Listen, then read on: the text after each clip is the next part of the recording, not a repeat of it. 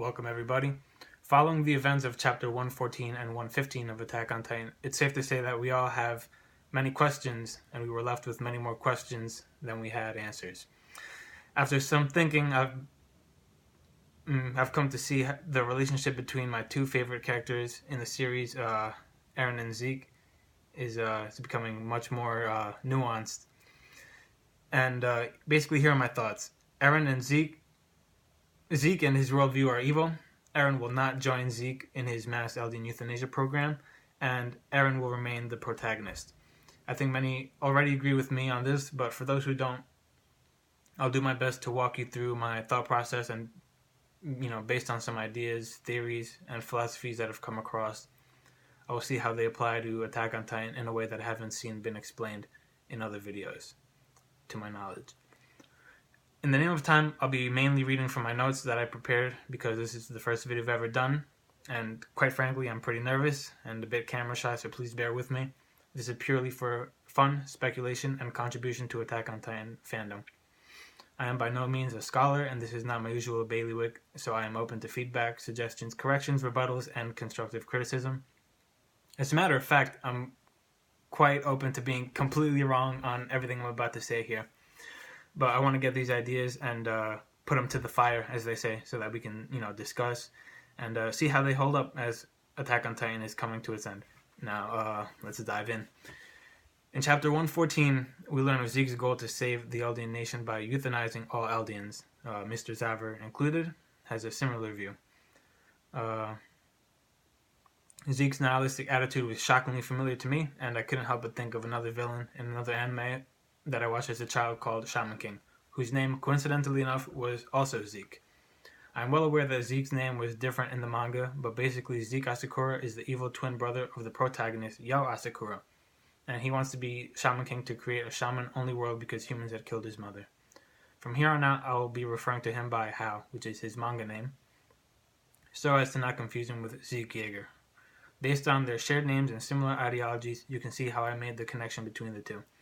Now, from what I can see, Hao and Zeke clearly have hatred in their hearts, but Hao has an outward hatred towards non-shaman humans, whereas Zeke has an, inward self-hatred for himself and his own people, the Eldian people. If you ask me, salvation is quite a convenient and deceitful term for the genocide of a large population, but they say the road to hell is paved with good intentions, right? So there are still more dots to connect, however. I know that many of you may not be religious, which is fine. I'm not that religious myself, but there is too much religious symbolism in Attack on Titan to ignore. So I'm going to go out on a limb here, and I'm going to say that Hao and Zeke are representative of Satan. So hear me out on this. Shaman King, in this series, Hao is evil. He is prideful. His guardian spirit is the spirit of fire. And underneath his giant poncho, his red attire from his earrings down to his gloves, belt buckle, and pants all have stars on them, which are pentagrams for all intents and purposes. And he bears his name on the knuckles and toes of his boots and his gloves, respectively, which is again showing great pride. Less obvious is our savior, Zeke Yeager. But for crying out loud, he is the beast Titan, after all. So I understand that may be a reach, but let's continue. Now, why would these two different anime series have antagonists with the same names and same nihilistic motivations? To address the former first, as it may be the monkey wrench in my whole theory, I admit, why the name Zeke? I can't fully figure it out, to be honest with you, but it is worth noting. Zeke is short for Ezekiel, which is the prophet of the Hebrew Bible who prophesied Jerusalem's siege and destruction as well as the restoration of Israel. Restoration is the key word here, which is a crucial motif we've seen in Attack on Titan lately. And from what we've seen during the Marley arc, the Eldians were representative of, the Jews. It's no secret there. We know this from their mistreatment, to put it lightly, by the Marleyans in their camps, to the armbands that they had to wear on their arms. However, there's also a scene. Oh, I lost my place here. I'm sorry. There's a scene at the ending of season 2 during the credits where where all the wall titans appeared and they're performing the rumbling, and After that, there was a very rapid flash of, people with their arms locked in the church to symbolize the wall titans. In the wall, there's a long line of people walking seemingly in the desert, in the wilderness, towards the sun. This is basically exactly how it looked, in the depictions of Moses leading the Jews out of slavery in Egypt to wander for 40 years in the desert. As a side note, the odd thing is based on chapter 114. These are supposedly the Marlians who are escaping, the Titan attack on Lago, as, Grandpa Jaeger, was explaining to Zeke as a child in the book, and that these people are Marlian refugees. But Grisha claims the Eldians were peaceful and would never commit such an atrocity. So here we have two conflicting accounts of history. Which one is the real one? We may never know. And most of us see this in our own lives. We don't know whether to believe the mainstream narrative or to believe, the counter evidence that is presented against it. Moving on, like I said, this is, the main issue with my theory, since it doesn't align with the rest of the claims. It could be due to my ignorance on the biblical content, that's for sure, but use that information as you will. Maybe you can correct me where I'm wrong, but back to the main points. Now, for the latter, from which I draw the greatest support, the reason I liken those two to Satan is because of a play called Faust by Johann Wolfgang von Goethe. I believe I corrected it. I totally butchered that, but whatever. Very briefly, in part 1 of Faust, Faust is a scholar seeking all the world's knowledge who is basically so bored of his intellectual pursuits he contemplates suicide when Mephistopheles appears, who is basically the devil, and makes a deal with Faust: infinite knowledge and worldly pleasure in exchange for his soul. But there's something Mephistopheles says that leads me to believe that Hao and Zeke's motivations are evil at their core, despite their excuses for salvation. Mephistopheles says, "I am the spirit who negates, and rightly so, for all that comes to be deserves to perish wretchedly. It were better nothing would begin. Thus everything that your terms sin, destruction, and evil represent, that is my proper element." Does that sound familiar to you? Compare this to Zeke saying to Mr. Zaver, "If we'd never been born in the first place, we would never have to suffer." And again with Mr. Zaver to Zeke, "How much better would it have been if I was never born into this world?" It's not a matter of simply killing themselves and ending their own miserable lives. It's a philosophy of ultimate revenge on life and creation itself. To address the deal with the devil theme, we've all heard this or seen this, or even experienced this before. Someone offers a seemingly good deal, but is intentionally deceiving, too good to be true, and or the agreeing party is unaware of the devil in the details.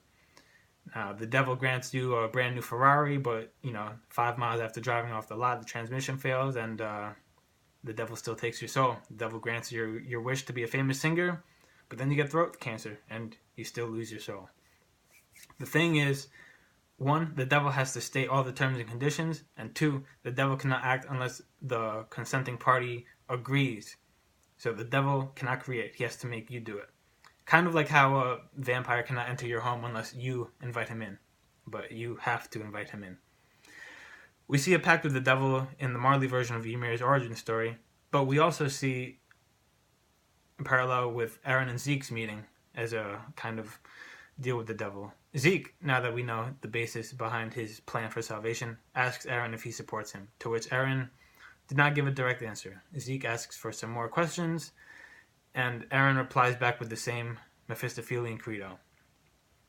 This may seem like another major hole in this hypothesis, as well as the development of his cult followers in the Jaeger faction. However, we know in earlier chapters, Eren initially refused to go with Zeke's plan. He made seemingly sincere statements about wanting his friends to live long lives in other chapters, and he always had an adamant nature to strive for freedom, and now refuses to be a pawn for anyone, whether it be his friends, the Survey Corps, or Zeke. Eren and Zeke did not shake hands, but Zeke offered his beloved baseball, and Eren accepts it. But notice when he speaks with Falco and his grandfather, Eren throws a ball up in the air in one of the scenes, and we don't see him catch it again. Eren may not be giving Zeke the full truth about his own way to save Eldia, and since Eren possesses the founding Titan, he has the upper hand on Zeke. who needs Eren more than the other way around. Let's keep moving forward. Another thing I noticed is the hostile brothers archetype in Attack on Titan. This is depicted in many stories, the most obvious being Cain and Abel. There's also the Egyptian mythology of Osiris, Osiris and Set. Modern examples include Mufasa and Scar, Thor and Loki, Yo and Hao Asakura, and of course our brothers Eren and Zeke Yeager. In Cain and Abel, Cain is angry with God because he doesn't make the proper sacrifices and despises Abel because God accepts his. Cain becomes increasingly envious and kills Abel to spite God. This is not to jump to any conclusions of Zeke killing Eren, but to point out that Zeke is the evil brother here. And he is cursing existence itself. Of course, Zeke had a horrible childhood of indoctrination and neglect from Grisha and Dina, the cognitive dissonance of having to accept two conflicting versions of history, and ultimately embracing Tom Zaver as his dad, as well as his ideology. Though Eren is no stranger to killing innocent people himself to achieve his goals, he could just as easily be influenced and by more people. He has the previous Titan holders, so he may be facing a greater degree of influence than Zeke. So, with that, I say that Eren would be the counterbalance to Zeke's evil. It's the Tao. It's the balance of life. Yin implies yang, life implies death, good implies evil. In all the other hostile brother stories, one emerges over the other. Even in the case where the evil brother prevails over the good, punishment comes and justice is served. Cain may have slain Abel, but he was severely punished. And Mufasa was killed by Scar, but only to be avenged by Simba.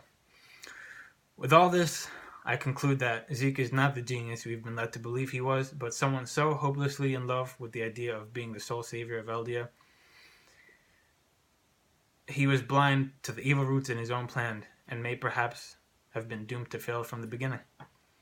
Based on the recent events in the series and the metaphors depicted in Attack on Titan, that is why I can't see Eren joining him. Even before inheriting the Attack Titan, Eren has been the strongest beacon of freedom in the series, and shows that freedom is something more than the mere ability to choose between black and white or left and right. To be free is to be self-reliant, to be brutally honest, and to be responsible, and showing a willingness to accept the consequences of one's actions no matter what.